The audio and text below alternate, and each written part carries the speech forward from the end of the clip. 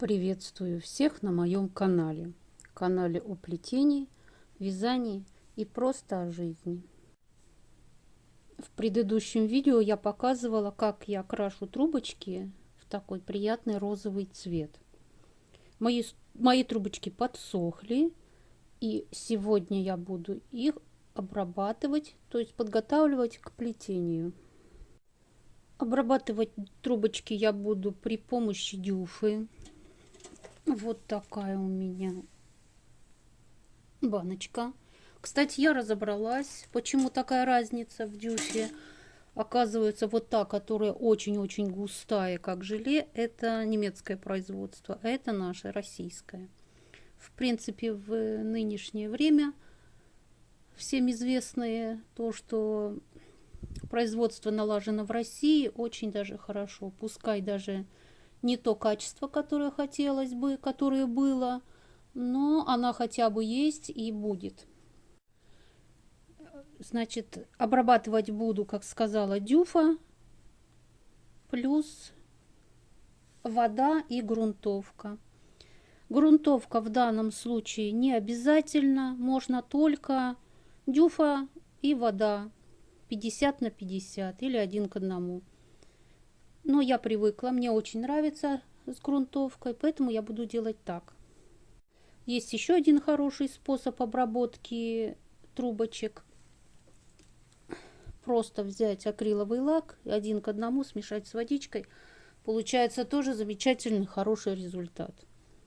Тот состав, который делаю я, также можно добавить буквально 1-2 ложечки лака. Как говорится, кашу маслом не испортишь, но только должно быть чувство меры. У меня есть стаканчик мерный, вот такой. Я беру ведерочко.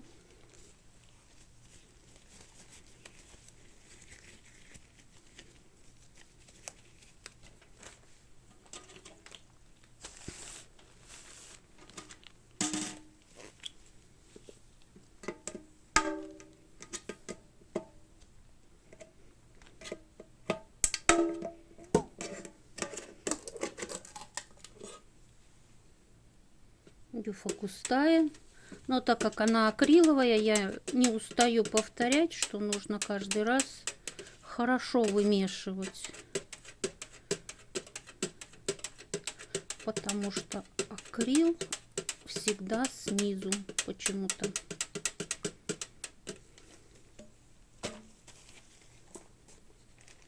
Мерный стаканчик. И этот раз я делаю много пропитки, потому что у меня есть еще один заказик, и мне она будет нужна. То есть я возьму целый стакан, вот такой вот. Тут грамм 100, наверное, жидкости. А вот дюфа, конечно, густая, поэтому здесь ее больше.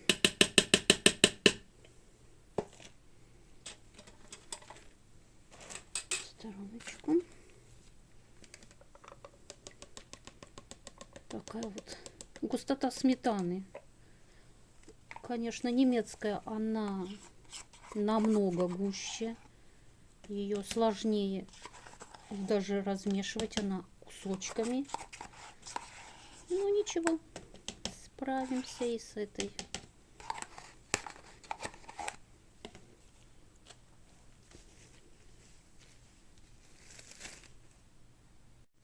Грунтовка у меня, я уже ее много раз показывала, Текурила, концентрированная, укрепляющая акрилатная грунтовка. Кстати говоря, у меня часто спрашивают, грунтую ли я свои готовые изделия раствором, составом клей плюс вода. И я все время отвечаю, что нет, я так не делаю. Абсолютно не вижу в этом смысла. В данном случае у меня вот пропитка дорогая, хорошая, качественная, с массой достоинств, так же как и грунтовка. И я абсолютно не вижу смысла покрывать высококачественные материалы копеечным клеем. Абсолютно не вижу в этом смысла. потому что все защитные свойства, которые нам нужны для прочности и долговечности наших плетеных изделий, заключаются в этих составах. Вот, допустим, грунтовка, лак или пропитка. Поэтому я так не делаю. Это дело вкуса. Каждый, кто кому как нравится, у кого-то душа легла, так делает. Я однажды, лет 7-8 назад делала так. Девочки практиковали, я посмотрела, я сделала, я уже писала об этом. Я сделала чашечку, и чашечка через какой-то там период времени, она просто пожелтела. Я на нее смотрела и думала, как хорошо, что я ее никому не подарила, не продала. Мне было бы очень стыдно за мою эту работу. Я не могу сказать о качестве клея, как показывает он сейчас себя, потому что я так не делаю. В качестве как действительно клея его по прямому назначению мне очень нравится. Я его уже показывала, писала о нем. А вот обработку своих изделий клеем я не делаю. Но это, конечно, не значит, что вот надо только так делать, как я. Я пришла к такому выводу, это мой выбор. А каждый мастер должен выбирать то, к чему ему ляжет душа и как он считает нужным делать. Я считаю, что в рукоделии нет такого, что надо делать так. Кто-то там сказал. Не может такого быть. Если бы так было, мы бы все застряли где-то там еще, не знаю, в прошлом веке. Мы все развиваемся, материалы, конечно же, меняются, улучшаются, что-то лучше, что-то хуже встает. Поэтому каждый выбирает для себя то, что он считает нужным, тот так и делает. Выбор, как говорится, дело хозяйское. А между тем я продолжаю.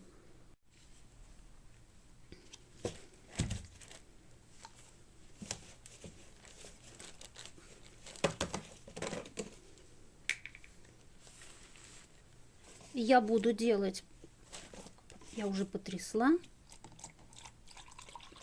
полстаканчика, так, еще немножечко, полстаканчика грунтовки и полстакана воды.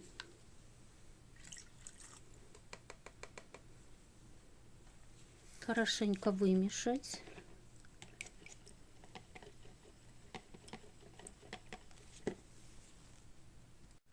Извиняюсь, не вымешать, а перемешать.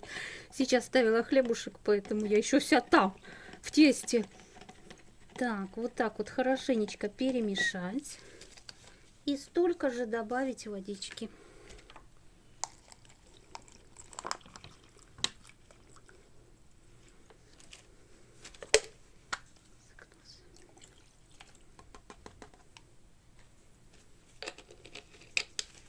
Этого состава хватит мне намного. Сейчас вот это хорошенечко все перемешать. Можно сюда буквально ложечку добавить еще лака, 2, кому как нравится. Я пробовала и с лаком. Вот так, если плохо перемешивается, вот такие вот кусочки там. Поэтому я очень люблю это все делать в бутылке. Его хорошенечко тряхнешь, и оно просто очень хорошо смешивается между собой. Так, процесс этот не быстрый, я сейчас буду мешать и потом покажу, как я покрываю трубочки. Сегодня целый день заниматься плетением у меня нету возможности, поэтому я обработаю такое количество трубочек, которое у меня будет сегодня использовано. Значит, так, обрабатываю я самым обычным простым способом, кисточкой. Не сильно в мокрой, влажной. Немножко можно. Все вымешано.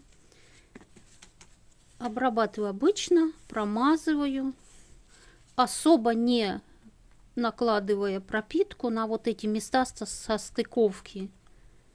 Вверх и низ, грубо говоря. Трубочки не высохли, посветлели. Сейчас, когда я их увлажняю, они опять встают. Приятного такого как сказать, клубника со сливками. Вот такой у меня цвет получился.